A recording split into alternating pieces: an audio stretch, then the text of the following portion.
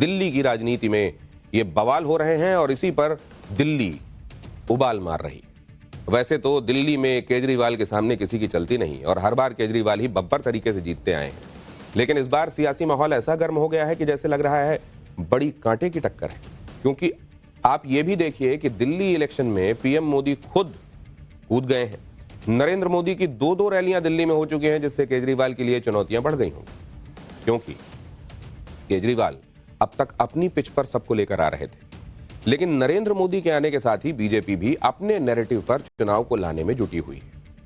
और इसके बीच कछुआ चाल से ही सही, लेकिन कांग्रेस भी लगी हुई है कि अगर वो जीत ना पाए तो कम से कम कहीं ना कहीं किसी का खेल तो बिगाड़े, क्योंकि दिल्ली में इंडी गठबंधन साथ तो चुनाव लड़ नहीं रहा है। इसीलिए कांग्रेस ने भी जितनी बची खुची ताकत है वो लगा रखी है।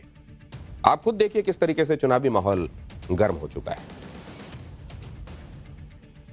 चुनाव आयोग ने दिल्ली में फाइनल वोटर लिस्ट जारी कर दी है।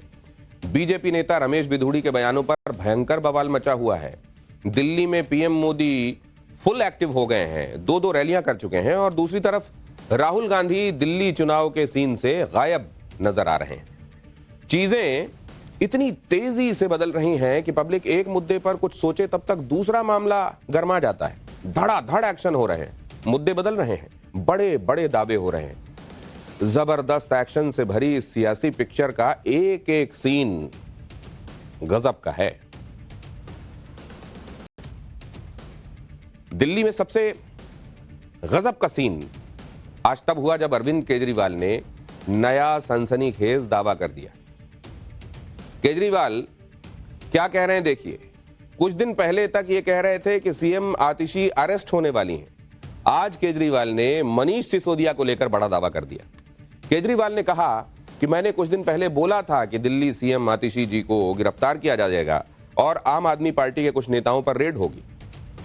विश्वस्त सूत्रों के मुताबिक मनीष सिसोदिया जी के घर अगले कुछ दिनों में सीबीआई रेड होगी। बीजेपी दिल्ली चुनाव हार रही है। ये गिरफ्तारियां और रेड बीजेपी की बौखलाहट का नतीजा है। अभी तक इन्हें हमारे खिलाफ कुछ नहीं मिला, आगे भी कुछ नहीं मिलेगा। आम आदमी पार्टी एक कट्टर ईमानदार पार्टी है। केजरीवाल के इन दावों का सच क्या है यह किसी को नहीं मालूम, लेकिन आतिशी के अरेस्ट होने वाले दावे पर बीजेपी ने कहा था कि आम आदमी पार्टी ऐसे ही हवाई दावे करके माहौल बनाने में जुटी हुई है और यह सब ध्यान भटकाने की कोशिश।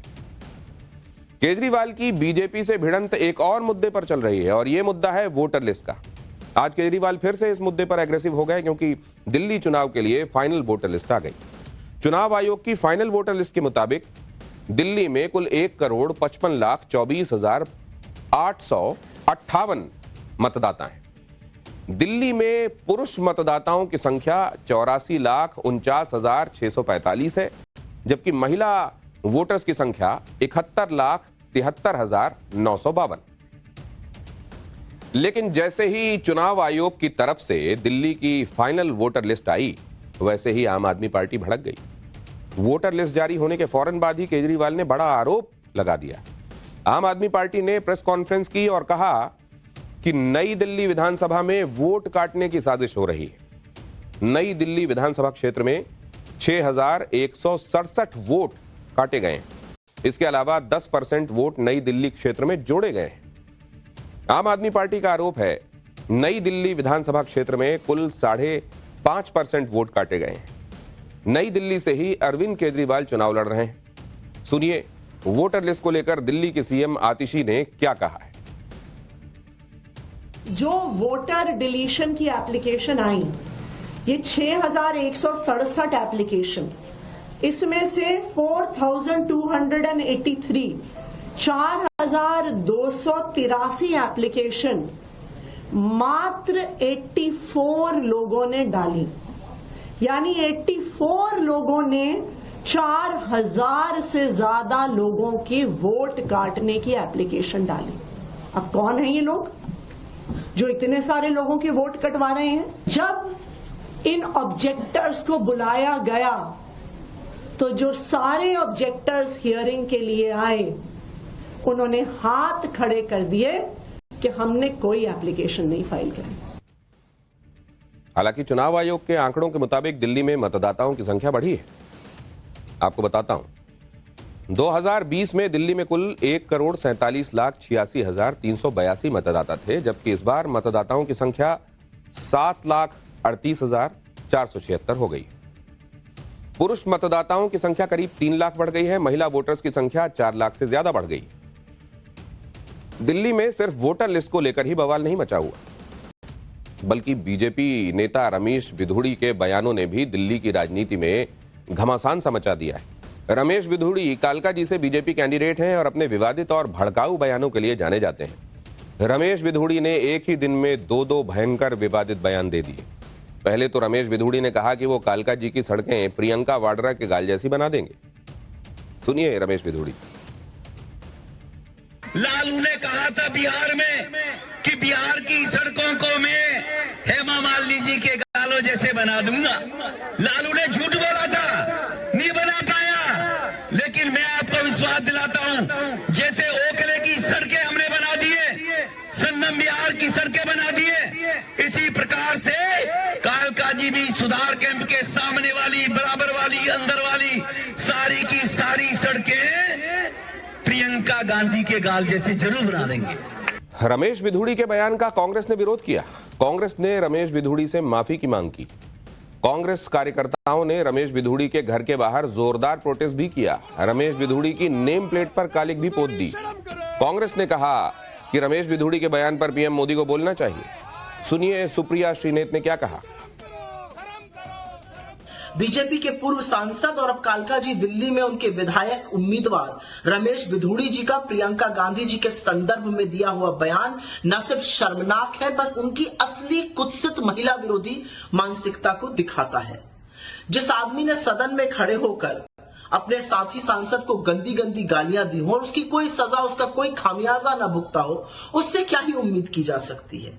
लेकिन क्या इस घटिया भाषा, इस घटिया बयान के लिए बीजेपी की महिला नेत्रियां, महिला बाल विकास मंत्री, बीजेपी के अध्यक्ष जेपी नड्डा और खुद प्रधानमंत्री जी कुछ बोलेंगे?